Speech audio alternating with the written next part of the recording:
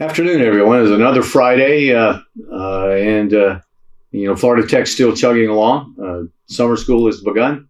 We closed out the spring with a minimum impact of, if you can call that minimum, but it was a minimal, but it was a minimum impact of COVID-19.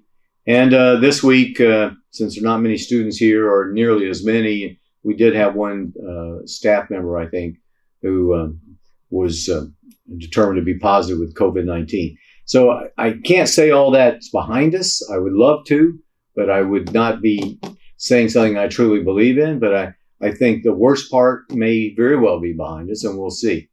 One thing I want to mention today, for any of the local people that see the newspaper article about closing the Fusner and the Funk museums. That was a really difficult decision that we made.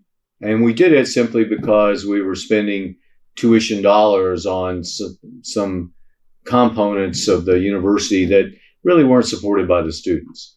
And if I'm spending their money, I feel obligated that they should be getting more out of it. Now, the community was by the way, if you hear any jet noise in the background, that's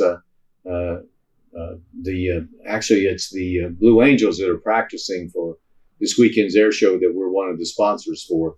We've been buzzed once in my building, and it's a little disconcerting for your coffee cup to start bouncing around on your desk. But other than that, there was not much damage done. So, but we're proud of the Navy and their Blue Angels and all that they do. And any of you that have a chance to see the air show, and all of Melbourne will see the air show because it's going to be right here. You should go out and see it up close and personal. But in terms of the museums, it was a difficult decision.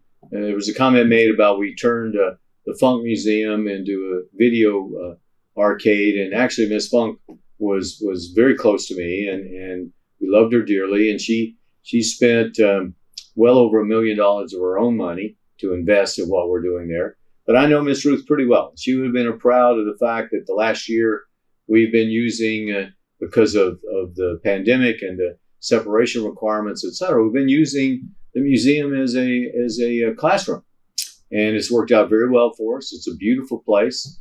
And we hate getting rid of the textile museum per se. We're going to certainly use Ms. Funk's name somewhere else to honor her, because Ms. Ruth was a very special lady, no doubt about it.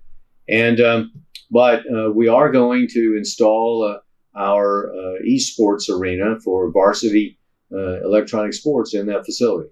It has the air conditioning. It has the needed requirements for that. In terms of the Fusner, we've received a lot of complaints about the art leaving the area and going to Ocala. And we were diligent in our offer and following up on our offers for quite a long time to try to keep the art in Brevard County, and specifically in O'Galley, and then expanded and all the way any place in Brevard. And we never found a home. There were people that wanted the art, but they wanted to store it. And I think we owe it to the people that donated art to the Fusner and Ms. Funk, who donated a large amount of textile art to the Funk, that their works and cherished collections be displayed somewhere. So that's why we're doing it. We're doing it to save money, but or student tuition money, but B, I want to see people get to enjoy some of the wonderful gifts that Brevard County individuals had made. I just wish it was staying here. It's not. It's no matter how strong an effort we made. It's one thing to complain, it's another thing to do something about it. So no one really ever stepped up. And I'm sorry for that. And we would have preferred it. So a long little speech about two museums, but I think the summer looks good for the school. The enrollment looks really good, actually. The enrollment for the fall is looking good. And next week, I'm going to give these weekly updates, and I'll give you an update on something that I think is significant on the campus each and every week. Thank you.